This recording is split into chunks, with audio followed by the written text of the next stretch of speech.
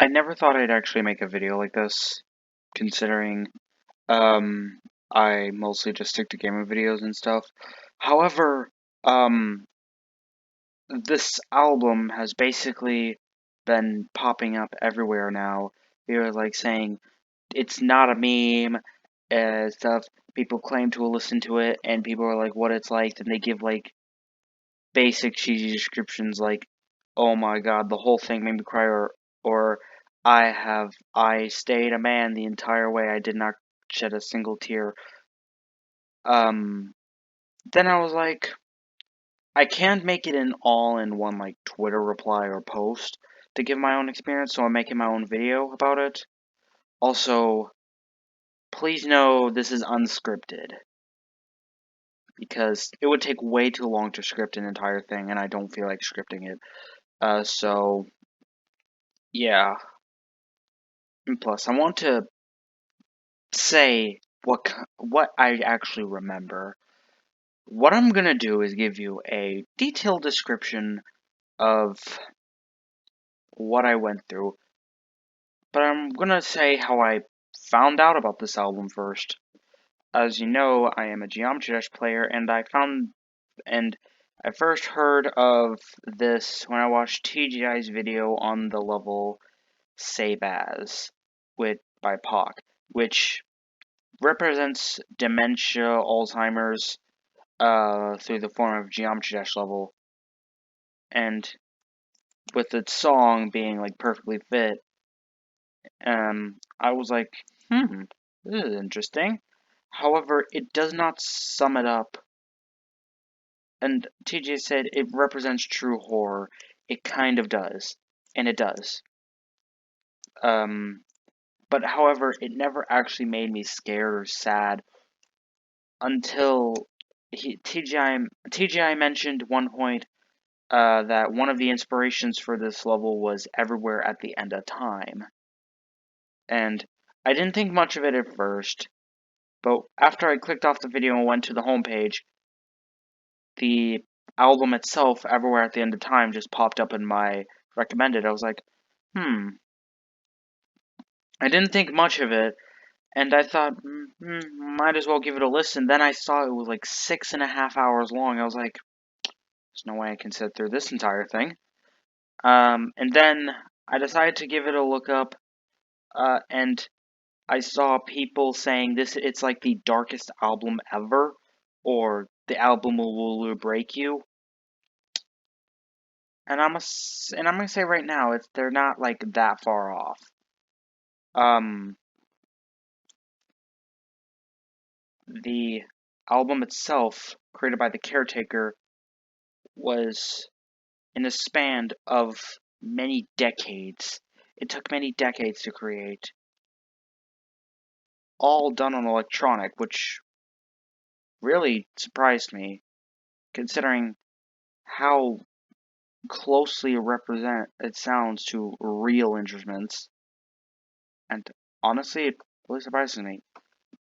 But after I did a bit of research, a couple people said that in order to fully experience the mental journey this is, you have to listen to the entire album nonstop.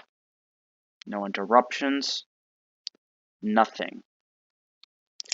I tried to do it one night, however, about like an hour in, my sister wakes me up and tells me I have to go somewhere.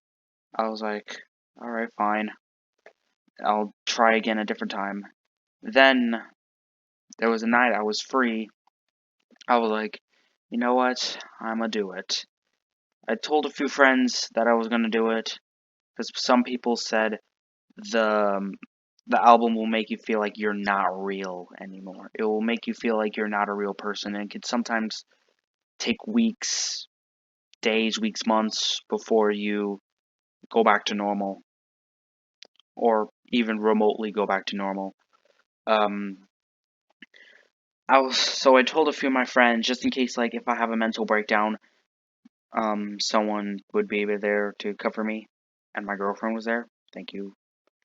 And I decided to start listening. Now, from now on, I'm gonna basically describe this album and my experience as detailed as I can bring it to be. So it's not gonna be like second by every second detailed. However, it's gonna be detailed enough to how I felt. And basically what each stage does to your mind. Alright. This is the album cover of stage 1. I don't know what this is, to be honest. It looks like tinfoil, if I'm gonna be honest. However, I do not know. But this is the cover of stage 1. I have all the covers to each stage, and whenever I'm on one, you will see that I am talking about that stage. Alright, so as I prepared to lay down, it was nighttime, so I do have to give a little bit of a disclaimer. Like about the last half of stage 3 and the first half of stage 4, I fell asleep, and I can still tell you how, if my dreams, if anything happened. But yeah, I will. Here we go. Closed my eyes and hit play. Then all of a sudden, as the first few songs played, I was brought back to all these good memories.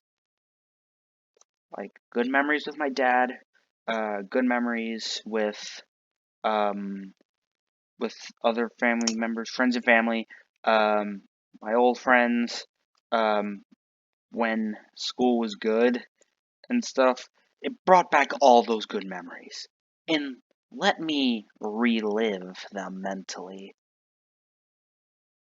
Stage 1 does this to to bring your mind's guard down. It will bring your mind's guard down to make you think it's a beautiful album. It basically lets you remind of all the good memories you have. That's what it will make you think it does. It's basically about. However, that's not true in the later stages. But it um it basically lets you relive through your memories, and it makes you and if there's not too many memories or good memories or stuff, um it could also bring you into where it's if you're asleep, it could end up showing a good dream.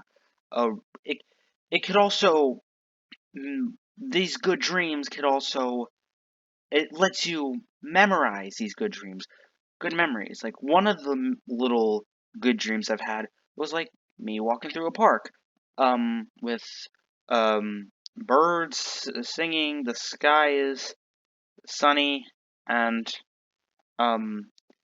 one part of it was me walking past a pond and a bench. The pond had little ducks in it. Sounds like a nice day walking the park. Sounds like that. People were smiling. Everything was going good. That's what stage 1 does to you. It lets you relive your good memories, and will also bring in little good dreams on. It gives you good dreams, and makes you have little, like, dream memories and stuff. Stage 2, it doesn't really change much in stage 2. Also, I forgot to mention, Stage 1, it says, here we experience the first signs of memory loss. This stage is most like a beautiful daydream, the glory the glory of old age and recollection, the last of the great days. This description actually fits it really well. It lets you relive beautiful memories, gives you little daydreams, and so forth. Stage 2, the second stage, is a self-realization and awareness that something is wrong, with a refusal to accept that. More effort is made to remember the memories so there can be more long form with a little more deterioration in quality. Overall personality mood is generally lower than the first stage, and at this point confusion starts setting in. Then you get brought into what this can do is what stage 2 does. It lets you live some of your bigger memories, some of your bigger, more valued good memories, and the ones you love remembering. It lets you keep them. However, there can be a few small details that you will miss, stuff like that. Like one person that was there before is no longer there, or someone could be wearing a different type of clothes, different, like in a daydream, the bench might not be there, or the pond might not be there, or the pond could be there, but the ducks aren't. Basically, small details are basically missing, and the daydream and stage 2 makes you realize that there's stuff missing, and like it says, confusion starts setting in. You don't know what's wrong. Then why does it do this? When I went through stage 2, nothing really much changed, but some people were not in a happy mood. The bench and the pond was still there, but the ducks were missing. There was no birds, but there was butterflies, which was kind of interesting. And it basically confuses you on, wait, did that happen? That's what basically stage 2 does to you. Now for stage 3, I can only describe the first half, because, like I said, about halfway through, I fall asleep, and I don't wake up until halfway through stage 4. I'm gonna be honest with that right now. I can't just make this shit up. Stage 3. Here we are presented with some of the last coherent memories before conclusion fully rolls and in the gray mist forms and fades away. The finest moments can be remembered, and the musical flow in places is more confused and tangled. As we progress, some singular memories can become more disturbed, isolated, broken, and distant.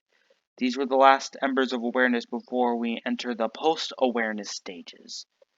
Now, from one thing in stage 1 and 3 have in common, and how these stages basically let you try to relive your memories. However, it's all different. There's different. In stage 1, the first song, "It's Just a Burning Memory," is replayed in the second song in stage 3 called "And Heart Breaks." It sounds similar, except the song is a bit of a slightly higher pitch, and there's more static and background noise. That's to let you know some big details of the memories are still there. However, some minor details are gone or changed. But more likely than not, they're gone. I start only remembering two memories from. I start only remembering two memories. One when I was in a chivalry club in middle school. That was a really fun class. Um, and where we got to like fight with foam swords and stuff. But that memory was remembered. However, the tournaments happened in day, when I swore I remember them happening in the evening, which they did. This is where this also contributes to the confusion. Not the first stage, but the second and third stage brings in. This is the confusion these two stages bring in. It makes you, details can either be different or gone completely, and when you originally thought or originally remembered that they were there. And that was one of the memories. The other major memory I remembered was, oh god, what was it? It was actually this, one time I, was brought into choir class, and I used to be in choir class in late middle school, in the new middle school down in North Carolina. I was in a choir class, and we got to sing some songs, some Imagine Dragons songs, other songs. We got to sing them. However, another thing, there was a bunch of differences. There used to be a lot of people in the first memory. Second memory, there was less. Third memory, there was even less. There was only teachers. And not even my own parents were there. And sometimes the songs were different. It would sometimes be a completely different song that I just simply couldn't remember. And when I tried to relive that memory, I just couldn't, because the details were missing. Like, I don't remember this. This is what stage 3 does. The big memories, the biggest memories can still be remembered. And however, music is some of the last things you can ever remember. Yet sometimes even these stages can confuse them. Like your favorite songs. You'll always remember your favorite songs last before Alzheimer's takes away those. Some of the songs that I actually did remember were songs I actually enjoyed. Like, one of them was Imagine Dragons, I'm on Top of the World. That was a song I really enjoyed singing. I loved it. It stayed practically untouched. However, details like the amount of people, or some of the songs I didn't really like, sometimes they were gone or changed. But more likely or not, then they were gone.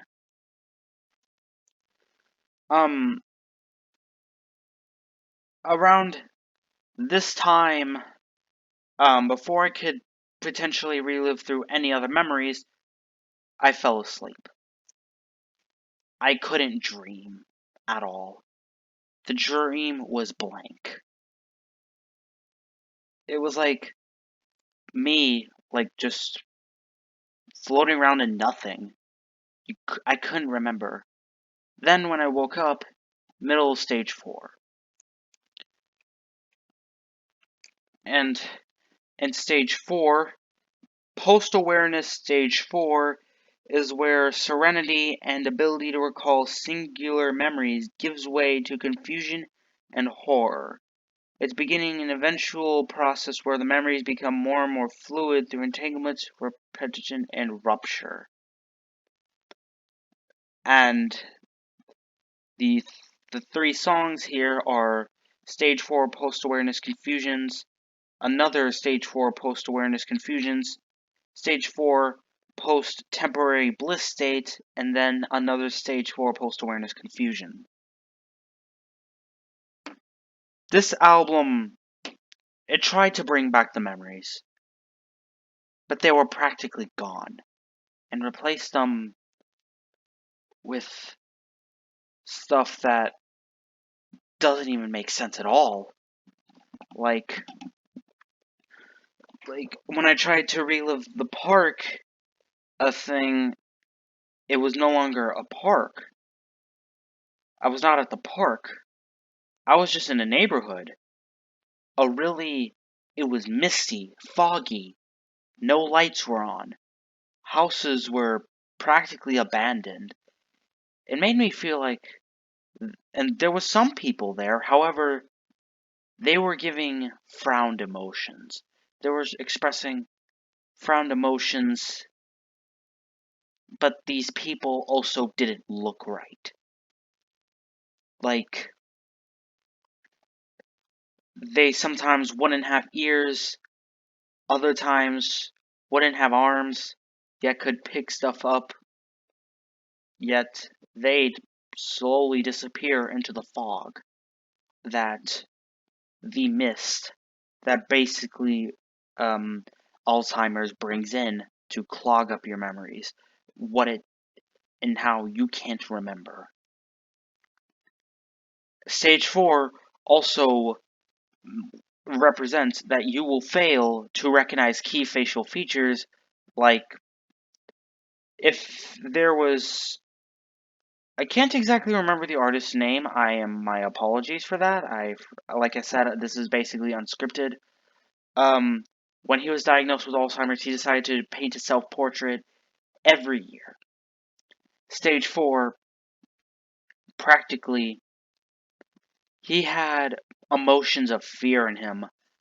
However, some key facial features like the nose, the chin, they were either bigger or smaller than normal. And this is basically where, when confusion fully sets in, it will really make you not remember anything. I couldn't even remember my own, sometimes the most recent memories. I couldn't even remember. Like, I couldn't even remember telling people that I was actually listening to this album. It didn't even feel like I was even listening to an album.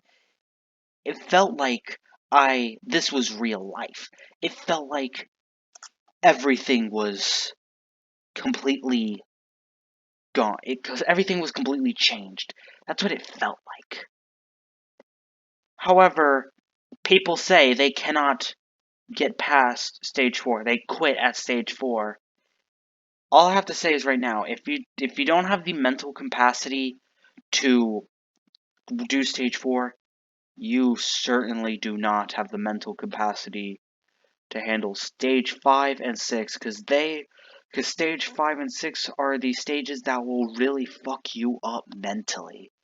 And I'm not even kidding. Oh wait, this is stage 6. What the hell? Oh, hold on. This is stage 6. I thought I saved the image for other things, but oh well. I guess stuff is different. But yeah, I swear I thought I saved it. I am 90% sure I did. Oh well. This is the cover for stage 6. I can see if I could try to look for it right now. The Caretaker everywhere at the end of time, and here it is. Save image as. Save it. Oh, it's a Chrome thing. That's why. Also, I'm gonna be right back. I will continue this video in a second.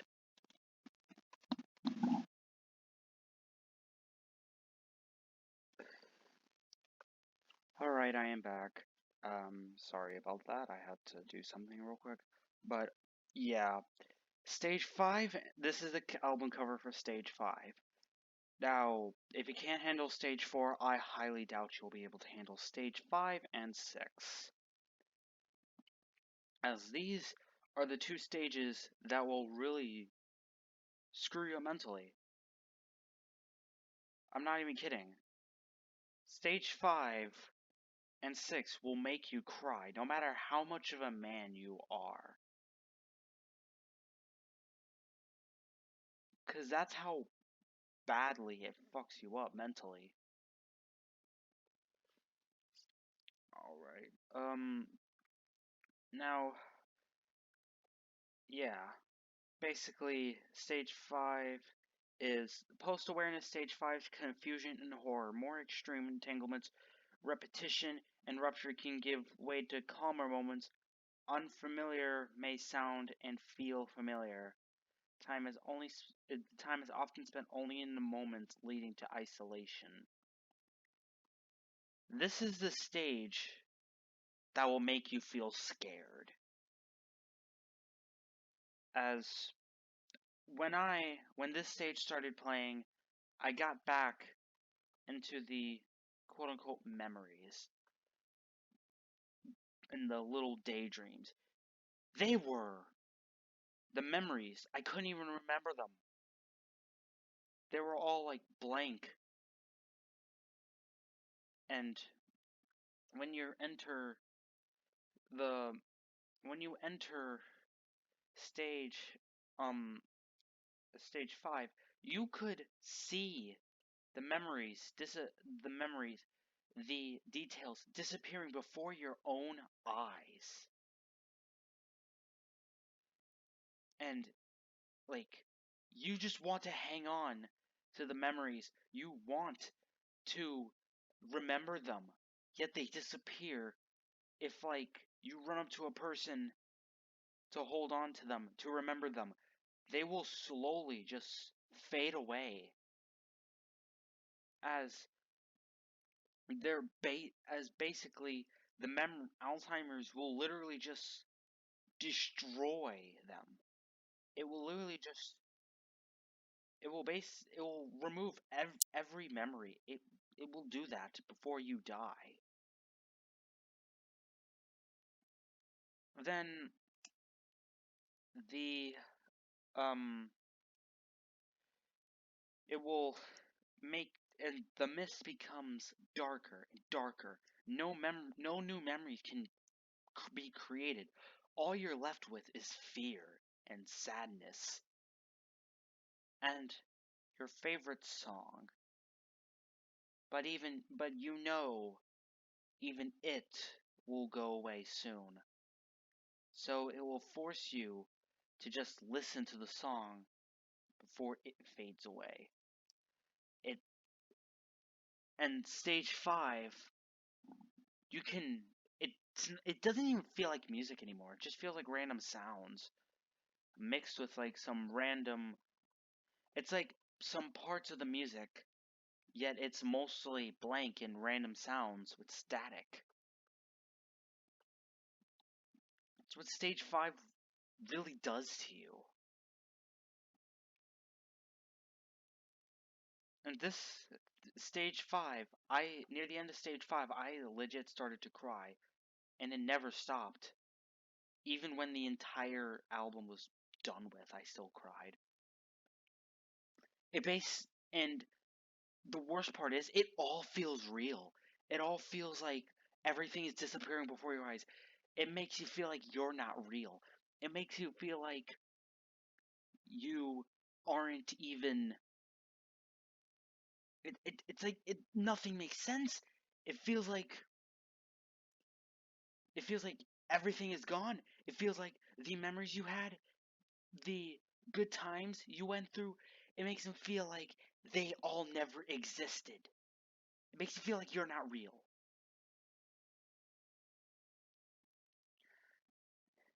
And this is what really makes you cry. Now, let's move on to stage 6. Now, stage 6 is so complicated. Post-awareness stage 6 is without description. And some of these, just the titles can make you scared. A confusion so thick you forget forgetting. Stage 6, a brutal bliss beyond this empty defeat. Stage Stage 6, long decline is over. Stage 6, the final part.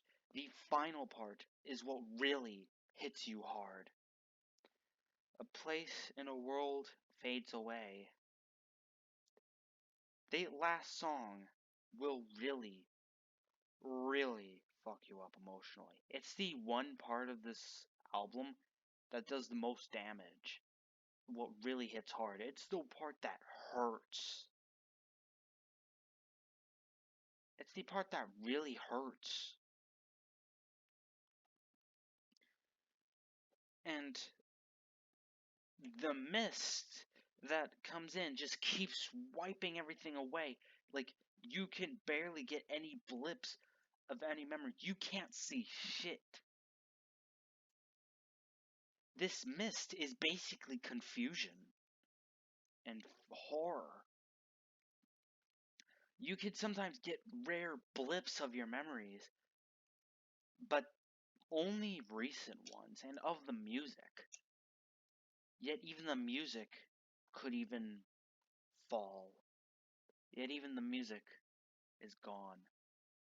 These are near your end. This is near the end of your life. At this point, you cannot remember anything. You can't recognize anything. Everything looks fake. Nothing looks real. Just like stage 5. Just like stage 5, it makes you feel like nothing's real, except on a much different scale and a more convincing scale. And stage 6, the last song. This is what really hit me hard. I got to see everything, the confusion, the mist, it all goes away. It does that. I thought it was free. I thought it was over. But it wasn't. The people were looking at me. The details, they were all there, but they were all facing me. It's like all eyes were on me. And then I feel a hug, and it actually felt real. I feel a hug from my friends. It's like they're trying to reassure me it's okay, yet when I look out, as the song keeps going on, it, it sees that everything is just turning gray. Everything's just turning black. It's like, it's all going away. It's slowly fading out. Then, friends just walked away. They waved goodbye and just walked into the nothingness. And once it's all over, when the mist comes to you, you can't even see yourself. You can't even tell it's you. It's it's scary, sad. It makes you feel like your own friends just left you. It makes you feel like everything just decided to abandon you. It feels like hope itself abandoned you. Like you it basically, this is the last part. As the last minute of this entire album is just silence, no static, nothing. Nothing. It really it really feels like there's nothing left. Once it was over, I took off the headphones, laid down and cried, and I decided to go on my phone, look through my gallery, look through all the memories, At that point, my memories have basically come back. I go talk to my girlfriend saying, "Hey, I just finished it." And she said she wanted to try it for herself, but she changed her mind when she found out I actually did cry. 'Cause this level will make you feel scared and make you feel sad. Yes, nothing is scaring you, but it's that nothing that's but nothing could really, it's not like a big beast that will scare you. It's nothing. Sometimes nothing is scarier than something.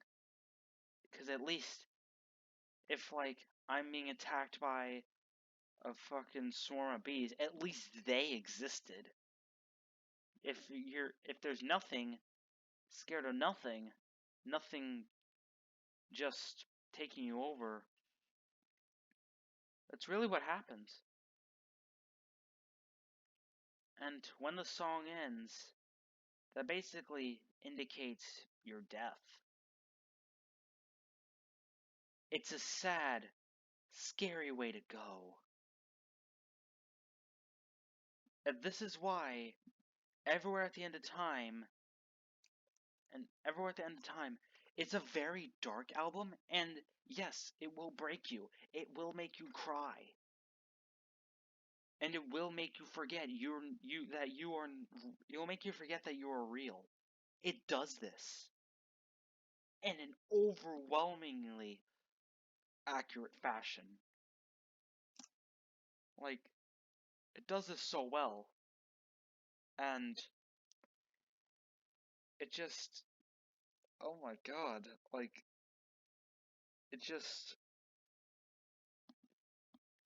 it just makes you really rethink life.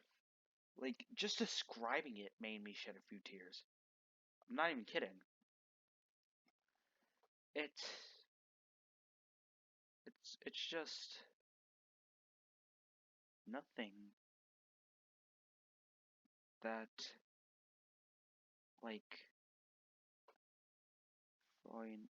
nothing can last forever.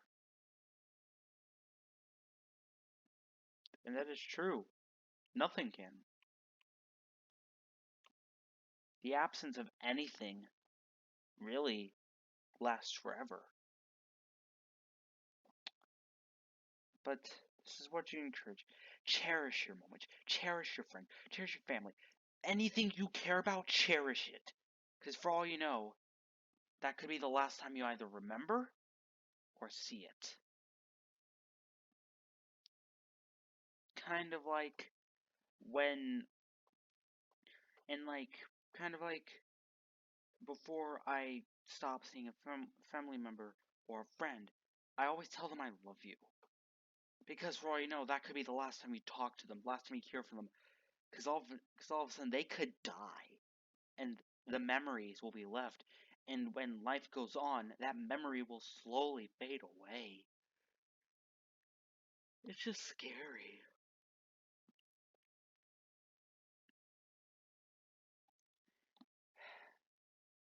Anyways, that was my that was my story. What I went through when I actually listened to this album. Would I recommend it? If you can think you can do it, go for it. It it's good. Go for it. People are saying it is not a mental endurance test. It is not something to be joking around about. It's a mental journey. It's not a mental endurance test, it's a mental journey. And it's quite an interesting journey. If you think you can handle it, I 100% recommend listening to the album. Thanks for listening. Peace.